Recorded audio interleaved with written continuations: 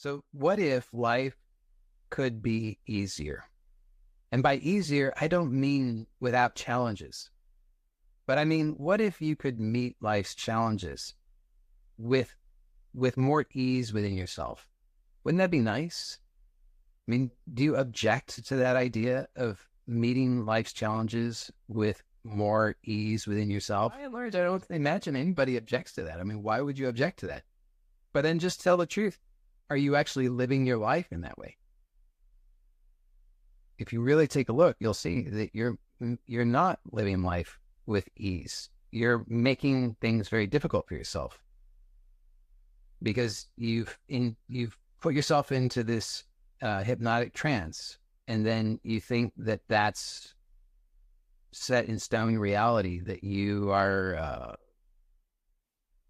that you now are burdened with. But it was just you've created those rules, and you can change them. And how you can do that is just by questioning. So notice what it is that you're thinking and question that. Sometimes I think it could be helpful to actually write these things down. So one exercise that you could do is to just journal every day. Just write some stuff. Just write whatever comes into your head. Don't censor it. Don't try to make it grammatically correct. Don't try and make it good or anything. Just write down whatever comes into your head and just write several pages that way. And then just take a look and see what it is that is going through your head. And question some of it, question all of it. And the more you do that, the more this will become second nature. So then you just start to notice what it is that you're thinking, and you can start to question that. Because honestly, most of your thinking is unhelpful. The vast majority of your thinking is unhelpful. And you don't notice that that's the case because you don't notice that it's just self-hypnosis. You think that what you're thinking is somehow true, objectively. But it's not. It's just stuff that you're thinking. And it's causing you problems. So you owe it to yourself to question that stuff. So like I said, just at the beginning, just write it down. Just every day, just fill a few pages with whatever comes through your head. If you're, like I said, if you're censoring that, it's not going to work very well. If you're judging it before you even get it on paper, it's not going to work very well. Just write it down so you can actually see on paper what it is that's going through your head, and then question it. Now, a lot of people don't know how to question this stuff. So I guess it would be helpful if I gave some pointers for how to do that. So with language, which is how we tend to express ourselves and organize our thoughts, this ties in with a talk that I gave a couple of weeks ago about the map is not the territory.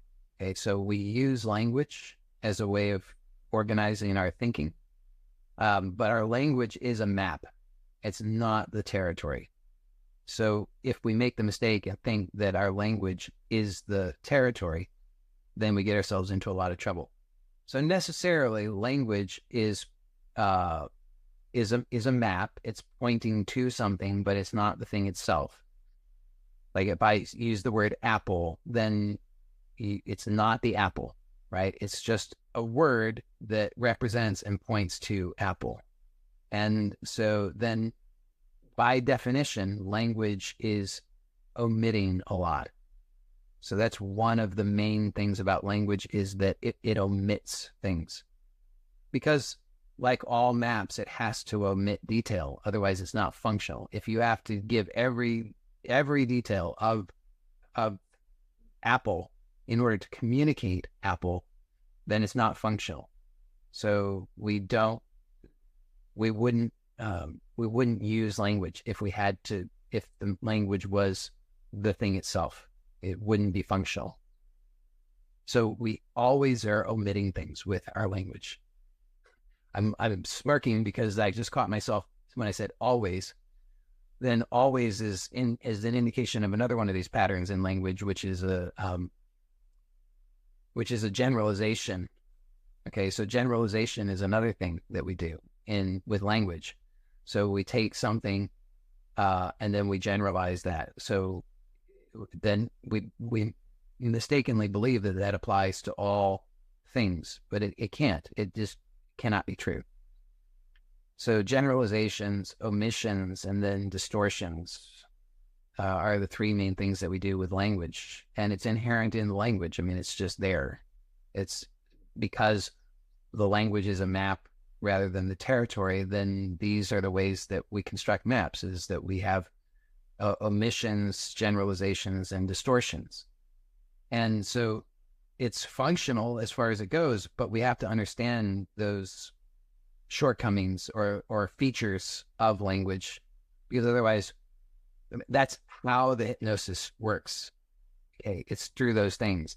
And if we don't know that, then we get stuck in the hypnotic trance without knowing how to get out of it. Questioning what it is that you're thinking is one way to get out of that, because it starts to shine a light and help you to realize that through the hypnotic power of your own thinking, you have limited your options.